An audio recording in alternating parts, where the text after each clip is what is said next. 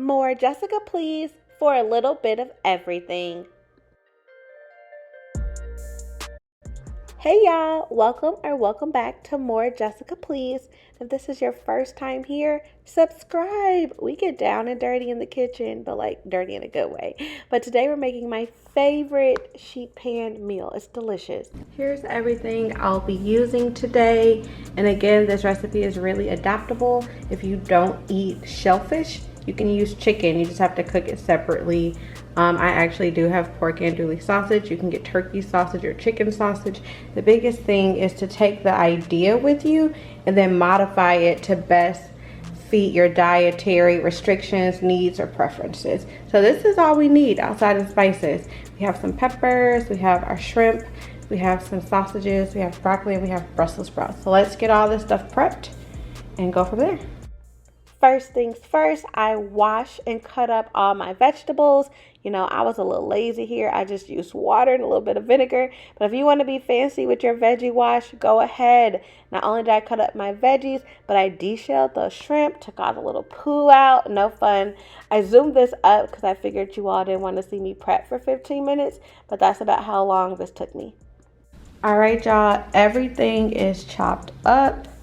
Looking amazing, might I add. This is the hardest part, getting it all clean and getting it ready to rock and roll. We're almost there. We're ready. You know you are eating good when you can see the rainbow. Like, I can just look at this all day. I am seeing the rainbow that I'm about to eat. All them good old vitamins. First thing is first, you need a sheet pan. Mine looks absolutely terrible. Absolutely terrible. Your sheet pan looks like mine. I'm sorry, I know there's like probably a little tickety-tock how to clean it real nice, but it's clean. We're about to put some foil on it and that's good. So we get a sheet pan. Mine look real bad mine look, but that's what foil is for. So we're gonna put some foil over the real bad sheet pan. Let's get the foil. And you want foil too, easy cleanup. Look how nice that look. You would never know it was a hot mess under there. Foil, done. All right, so we are going to take our now drained Brussels sprouts, put them back in their bowl. Now, I like the little leaves when they clean leaves. They're not clean leaves, you don't want them. But clean leaves get real charred and add a nice crunch. So we have our Brussels sprouts, ta-da. I absolutely despise measuring olive oil, but I feel like olive oil is one of the reasons I stay chunky, like one of the many reasons. So we measure our olive oil now, but I used to just pour. But we have this. We're going to take our olive oil and we are going to do a tablespoon in these. Actually, we don't even need a whole tablespoon, a little less than a tablespoon. Put that in there, maybe like 3/4 of a tablespoon. Done. Oh, all the seasonings. All right, so for Brussels sprouts alone, the key to Brussels sprouts, hear me out. The key to Brussels sprouts are salt and pepper. Believe it or not, that's all you really need on a Brussels sprout when you're doing a recipe like this.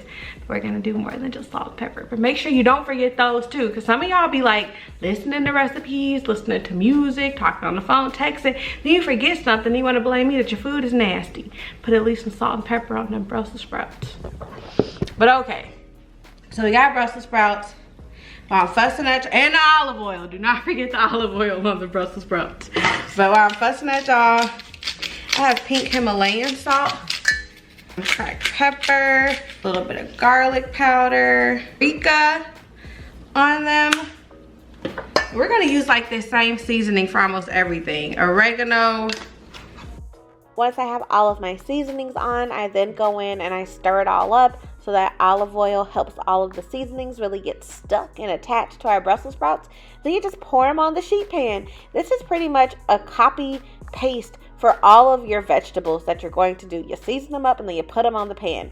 If I was making a smaller dish, I may have put all my vegetables in the same bowl, seasoned them together, and then poured it on the pan. That's much easier, but I'm a little extra at times.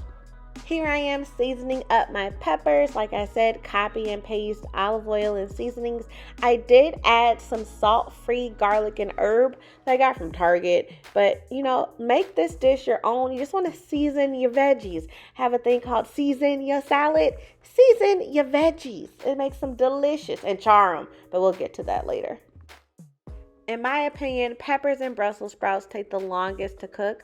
So while I got my broccoli together, I sprayed these with a little bit of avocado oil and popped them in the stove to start baking. Just because them Brussels, man, they take a while to get tender. And we like tender, charred veggies.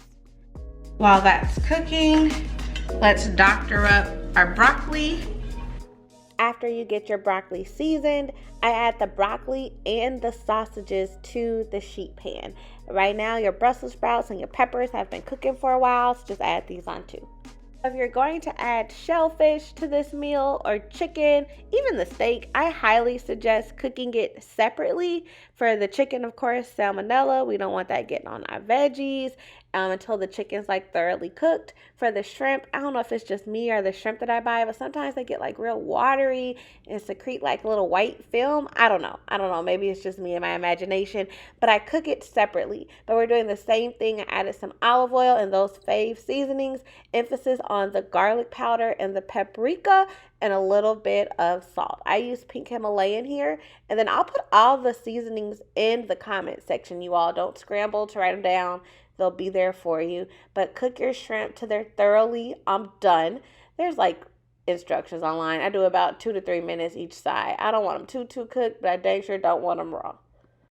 Yeah, these are done. I'm going to turn the heat off and put these on a plate to chill out until we're ready to add them to the pan with everything else. And if you want, you could cut up your shrimp and put them like more all over the sheet pan, but I'm gonna leave mine whole. But you know, you could definitely cut them up. So this is after 22 minutes of cooking. Looks pretty good, don't it? I think I have a spray issue. You don't need to use as much as I do. Oh, it looks good. I'm only gonna cook it. See how like my peppers aren't charred? I like my peppers to be burnt, but it's okay. I'm going to broil this for a few minutes and add the shrimp, and we're done. It smells so good. It smells so good. And here we are after 30 minutes of baking and about 4 minutes of broiling. We have charred, delicious veggies and shrimp and sausage and yumminess. But one thing I have not told you all, if you yourself are a hearty eater or someone in your house is not trying to cut the carbs, add some rice. Boil some rice, put it in your rice cooker. This is delicious on top of rice with a little bit of soy sauce or teriyaki sauce. I made this while I was on a diet, and I think my boyfriend came back for seconds and maybe thirds. It is delicious. If you make this recipe, let me know how it turned out. And y'all, please subscribe. Homegirl's trying to get to 1,000 subscribers. I'd love your help. Thank y'all. Have a good day.